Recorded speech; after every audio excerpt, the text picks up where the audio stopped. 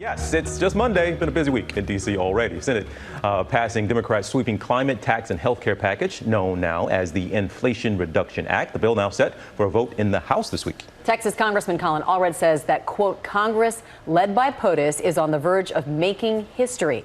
This legislation is a huge step forward for our nation, lowering costs and helping middle-class families. So please, everyone, welcome Congressman Allred. Thank you for being with us. So, yes, we all know during these times so many American families are in financial crisis right now.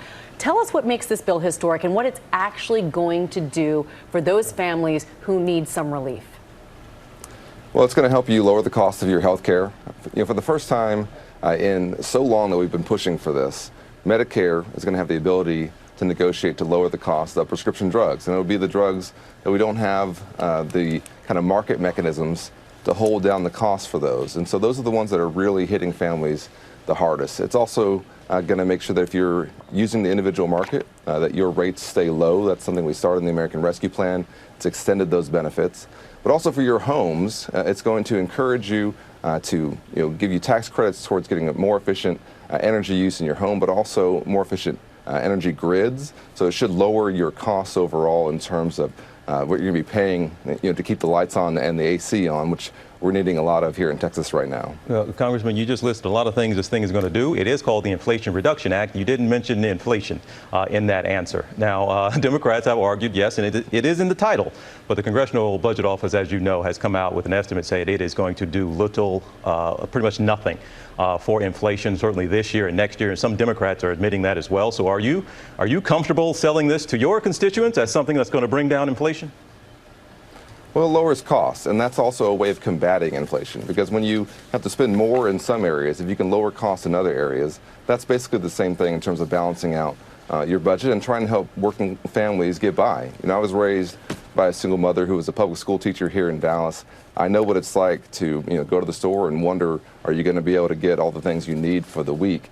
And so this is what we're trying to do, is find areas that we can control where we can lower your costs. So much of what we're dealing with in terms of inflation is a global issue that's happening around the world, caused by the pandemic and also the war that Russia invading Ukraine. So there's some things that we can't control. The areas where we can, that's what we should target, and that's what we're trying to do here. And Congressman, I'm curious. Obviously, bills take many forms as negotiations are underway in both houses, Senate and the House. How confident are you that this bill will make it to the president soon and in its current form? What still needs to be done, and what do you think is going to happen in the days and weeks to come?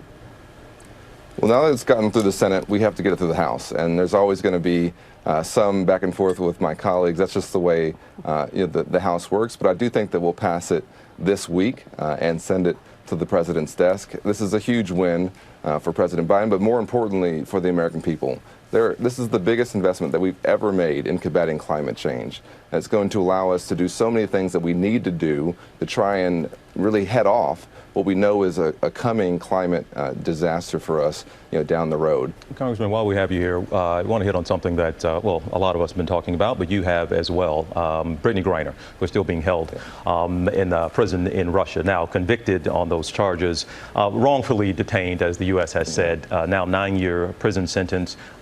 This was to a lot of observers just a part of the process and the negotiating process. Are you comfortable right now, relatively speaking, with where this process is? Does it seem to be going along, I guess, in not the way you necessarily want it to, but this is the process we have to go through to get ultimately Griner and Whelan out of there?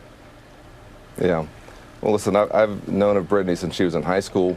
When I was playing football at Baylor University, and she was a standout basketball player in Houston, and we were going to try and recruit her to come to Baylor to be part of our incredible women's basketball team, which she eventually did.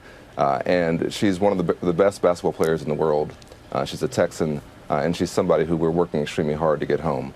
Everybody should just know that the trial, so to speak, that you just saw was a sham. In Russia, if you reach that point, you have about a 98% chance that you're going to be convicted. So it's not really a trial.